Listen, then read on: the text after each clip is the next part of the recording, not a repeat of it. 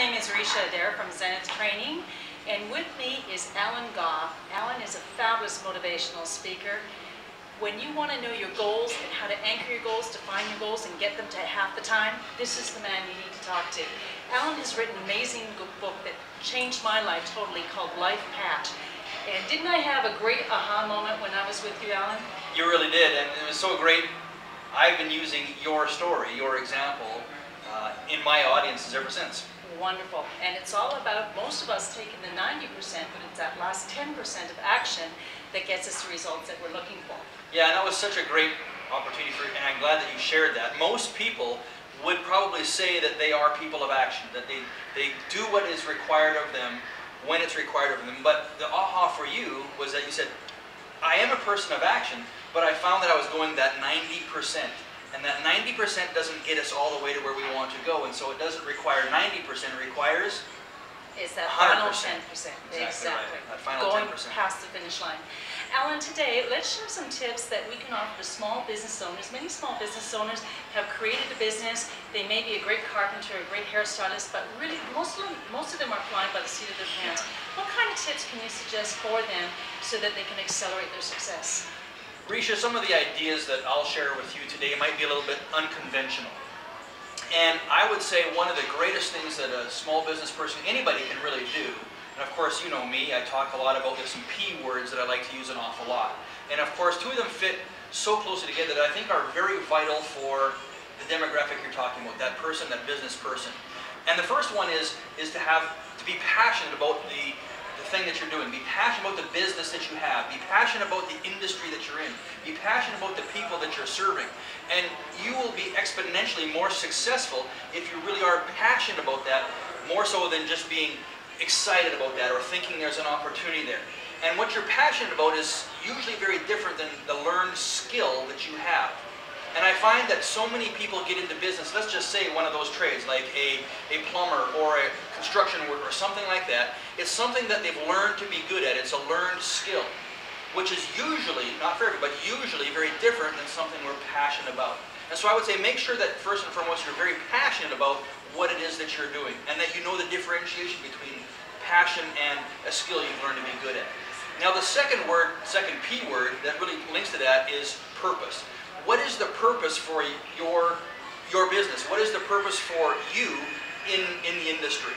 And I think a lot of times, I know I was guilty for so many years, young entrepreneur, all excited, wanting to go off and do something. I was passionate about it, but I realized I didn't have a purpose for it in my life. But the other side of that is it wasn't serving a purpose in the marketplace. And so often I find we get excited to go do something, we get into business to do something, but there's no need for it in the marketplace. And so purpose has a two-sided thing. What is the purpose that it fulfills for you, which of course links to that first P, passion, but what is the purpose for that service or product that you have to meet a need in the marketplace? If it doesn't meet a need in the marketplace, very difficult to be successful. Yes. So passion and purpose really, really fit. Brilliant. Yeah.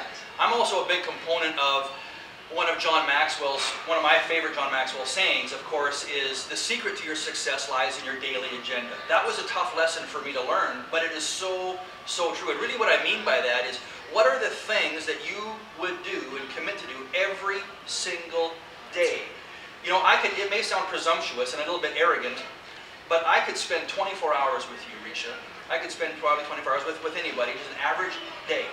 And at the end of that 24 hours, probably within at least 85% accuracy, I could determine whether you're going to achieve the goals that you have in your life or become what it is you really want to become. Because the secret to your success really does lie in your daily agenda. So I would ask the entrepreneur, the small business person, what are those things that you are doing every single day? Because that's where the secret to your success lies. And it comes down to another three P's. You gotta love me. I love the P words. And one of those is those things that you're doing every single day, the things that are part of your daily agenda, should be first and foremost proactive. Now we can only live our lives, every day of our lives, one of two ways: reactive or proactive. Reactive is always living in the past. We're trying to fix something from yesterday, fix something we didn't do, and that leaves us reactive. We will never move forward towards success in any endeavor if we're living our lives backwards being reactive. So we need to be proactive. The secret to your success lies in your daily agenda. Make sure that those things are proactive, always setting you up for a better tomorrow. The second is productive. We know that there's a big difference between just being busy, isn't that true, Ricia, and being productive. Yeah. I remember sometimes I'd come home from a busy day at work and I would say to my wife, "Oh, I am just wore out. I was so busy today." And she'd say, "Oh, well, what were you busy doing?" And I could tell her all kinds of things. And then she would say, "Well, what did you get done?"